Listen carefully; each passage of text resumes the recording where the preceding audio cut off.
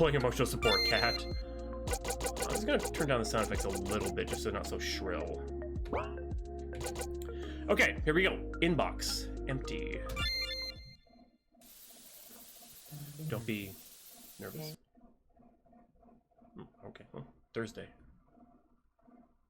His stomach was hurting. He knew it. Everyone in the cafe knew it. Yet, he continued to drink cup after cup.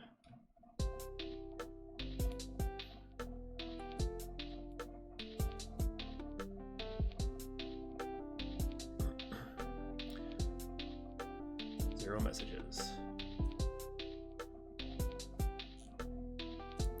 At one point, the pain was so great he sat completely motionless, his face gripped in a tight scowl. He sat so long with his scowl, even the staff seemed a little concerned. They made attempts to talk to him, offer him water and conversation. He shied away from them, talking only for a moment. A hug, before returning to the quiet surfing of his phone.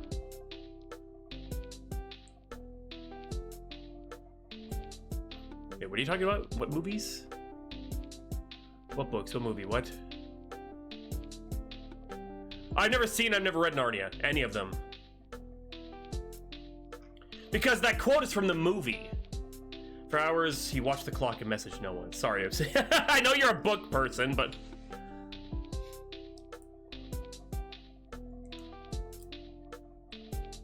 Sometimes he simply looked in the black glass of the unlit screen.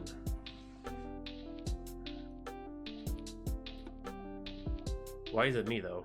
But finally, he quietly changed his routine.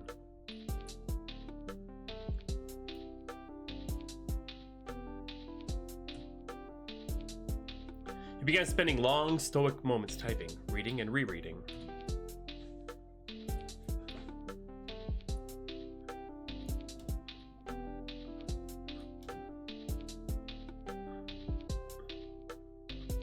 Until...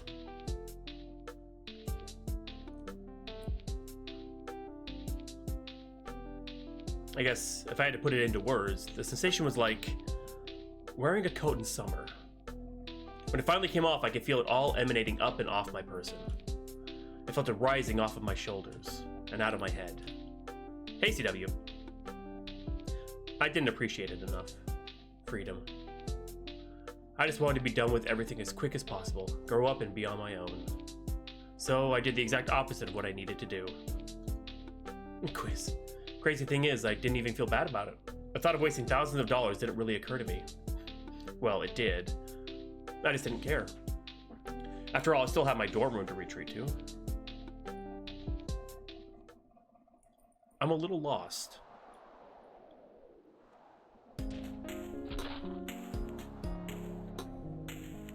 It was a short walk home to his parents' house, even with the snowflakes gathering around him. When he arrived at the house with his family's name on the mailbox, he sighed in relief.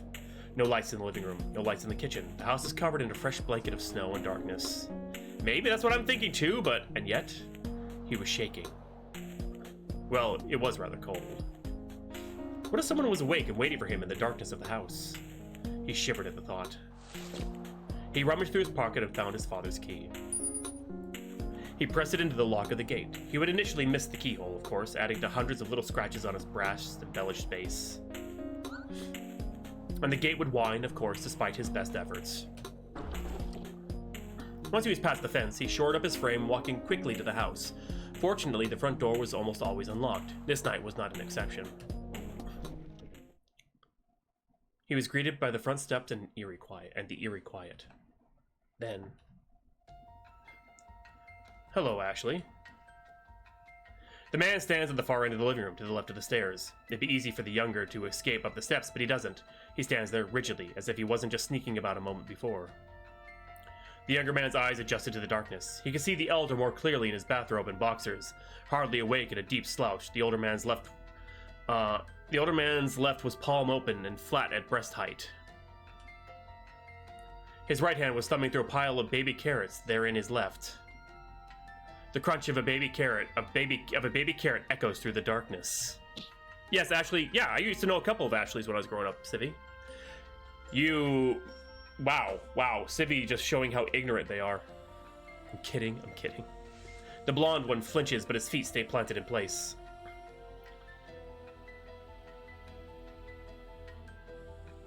Blythe is fine, Dad. You know I go by my middle name. What was that? Nothing. What's wrong with Ashley? Ashley is a fine name. That's my name. Not to mention your grandfather's name. A silence falls over them both. I didn't realize you went out. Blythe? Yes, sir. Where did you go? The cafe. What was that? Speak up! Blythe lifts his head a little and tightens his jaw in spite of his slightly shaking form. I went to the cafe. You got coffee? Yes. Blythe tilts his head down in defeat as he mutters, Sir. I wasn't aware you had any money for coffee. Mom gave me some. Stop taking your mother's money, son. It's unsightly. Before he can even respond in defense, his father switches the subject. You're seeing Maddie tomorrow, aren't you, son? Yes, Dad. I'm meeting her at the bus stop. Phoenix! Blythe shuts his eyes and takes a deep breath as if gathering his courage. May I go to my room now? His father drops his head to his side over his right shoulder, a small yet mocking smile on his face. You don't have to ask, you know. You are an adult now. This guy's a piece of crap. Even if you don't act like it. Blythe takes off towards his room, but is stopped halfway up by the voice now below him. Maddie's such a nice girl. Cute little thing for her age, too. Do her a favor.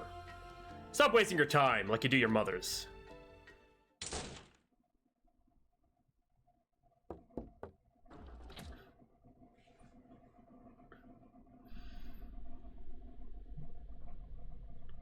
Yeah, somebody's calling me. Come on, Blythe, keep it together. Don't cry. Don't cry. Don't. It wasn't even that bad this time. He's right, isn't he? Just so yeah, right. Thankfully, my parents weren't quite like that, but I need to take responsibility for my actions and inactions. It was a 1-800 number, so I'm not picking that up. Maddie isn't gonna want to be my friend if I keep acting so helpless. She's a college graduate now, and I'm a useless dropout. Hey. I am a useless dropout, and my wife is a college graduate. It works. She makes it. I could do this. Tomorrow is a new day. From now on, when you rest your head at night, you'll need to come to terms with the decisions you have made.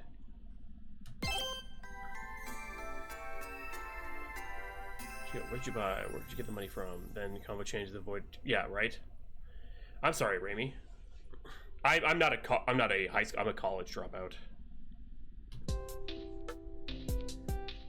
Golden light broke the crisp of the morning. It crept across the ceiling before trickling his face. The warmth of the sun swaddled him in his bed as it danced across his heavy eyelids. Like many mornings, Blythe was awakened to a series of chirps. Regrettably, they were from his phone. Honestly, I can't leave it. Look at my phone. I can't. My phone, like just now, like it was buzzing, like because it was ringing. Blythe sees a name flashing on the screen before he answers. Maddie. Shoot. She texted him. Someone still asleep? Ooh. Blythe snorts as he looks at her message. Oh, I'm sorry, Raimi. Screw you, lol. Could you call me real quick? Blythe calls Maddie right away. Stayed up too late, huh? You know, honest? Maddie's a friend, I'll be honest. Not exactly. Not exactly. He wants to tell her, but the words catch in his throat, threatening to choke him. Static fills the silence between them. Oh. Are you okay? Yeah, I'm fine. I can't believe you forgot me. I'm snowed in at the bus stop. Oh no, Maddie, I'm so... And there's wolves! I had to climb on the shelter thing. You aren't at the bus stop yet, are you? Nope. Why are you doing this to me? Because I know you, and I knew you weren't up yet. I also know how long it takes you to walk to the bus stop from your house. Well, this time you're wrong. In fact, I'm already halfway there. Uh-huh. He quickly began to wrestle with his coat, not bothering to change. Oh, wow, I can see the bus stop already. His bedroom door audibly clicks behind him as he's leaving. He smirks as he hears his friend cackling on the other end of the phone. Well, better go. A powdery blanket of snow coats the earth. His shoes are the first to break the clean snow of his front porch. He walks swiftly and quietly through the house, then he's quickly out the metal gate. He looks up with a smile. The white of the clouds mirrors the earth below with a Carillion sky competing for its place in the heavens above. He always did love the snow. The snow crunches underfoot as he makes his journey forward. Immediately, Blythe pulls his phone from his pocket. Darn, he forgot to charge it in his depressed state. He contemplates his low battery for a moment, but decides to proceed anyway. You're on my mind a lot these days. He thinks for a moment, his eyes glassy. Wherever you are, if you are. Blythe takes in a sharp breath. He struggles to type for a moment, spinning his thumb over his phone's keyboard a few times without making contact. Finally, he continues. I kinda hope I'm not on your mind. Blythe shoves his phone back in his pocket after hitting send, a strange look on his face. He mutters to himself. Bad thoughts swirl around in his head, speaking to him in an all too familiar voice. Carillion. Or Cerulean. Is it Cerulean or Carillion? You know, fight the bad thoughts. You're gonna have a good day. You're gonna do it. You can do this. God, why is it me though? Blythe takes a deep breath in. Cerulean. Yes, Cerulean. You know what? Blue. It's blue. Then out. In, then out. He recalls something a friend once told him and smiles as he says, "You're really not as bad as you think you are." I thought cerulean blue. Plus, even though you might look like a fresh tone giraffe, a fresh flesh tone, I don't know that word. You have excellent bone structure, allegedly. What color is it then? Oh, it's not blue. It's, you know what? I feel so tired these days. Like, everything takes so much energy. I should be looking for a job or reapplying for college, but I get sick just thinking about it. And when I try, like, really try, it just makes me even more tired. It's like, okay, blue. Blue is blue. It's the the Invincibles. Fuck, friggin' meme. Math is math. Blue is blue. It really is KB. Like, holy crap. It's strange. Last spring, the three of us would hike everywhere together. We were always doing something. Oh wait, is he texting like somebody that's not there anymore? And I was never tired. Sometimes I worry that this is permanent and that there is no amount of sleep, caffeine, faith, or vitamins that can fix me. I'm so tired. Is it selfish that I miss you? You would have been better off without me, and I worry I miss you for the wrong reasons. Don't get me wrong. I miss you as a person, but... Alright, this is... I also miss the way you made me feel. Who is he? What is... Soon enough the bus comes into view. Now I'm... Teal is teal. Blythe's eyes grow wide in anticipation, heart racing.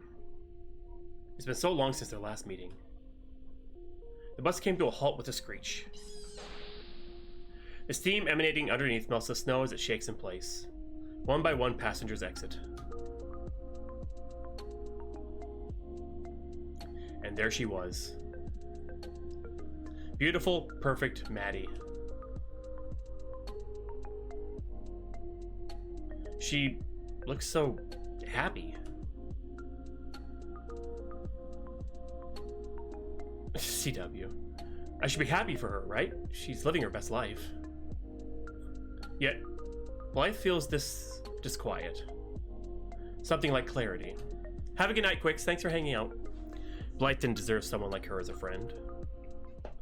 2 years ago. Don't be nervous, okay? You're gonna look great. You sure about that? Are you doubting my skills? I'm not doubting your skills, I just can't imagine looking great is all. Well, you already look great. You have excellent bone structure for starters. I'd kill to have legs like yours. You just need to hold yourself with a bit more confidence. A little bit more blush and perfect.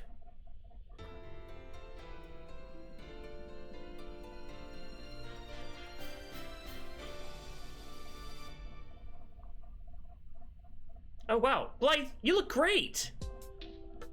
Blythe looks in the mirror, utterly stunned. Oh, is that really me? Today. I don't know what to think then. I guess it felt like taking my coat off in summer. A story about drag queens, cyberbullying, being yourself, and defying the expectations others have defined you for you. To be continued. Oh, okay. We really enjoyed working on this, even though we didn't get to finish the story we wanted to tell inspired by the prompt. So consider this a prologue. We'll polish this up and have more chapters soon. Okay, now I'm kind of understanding. So it's basically about Blythe finding himself and dealing with things that, you know, somebody like in his position has to deal with. Interesting, okay. Handled by Monochrome and the Lloyd Void. Written by Monochrome. See, at first I thought it was gonna be like a trans story, but then him being a drag queen, that's nothing wrong with that.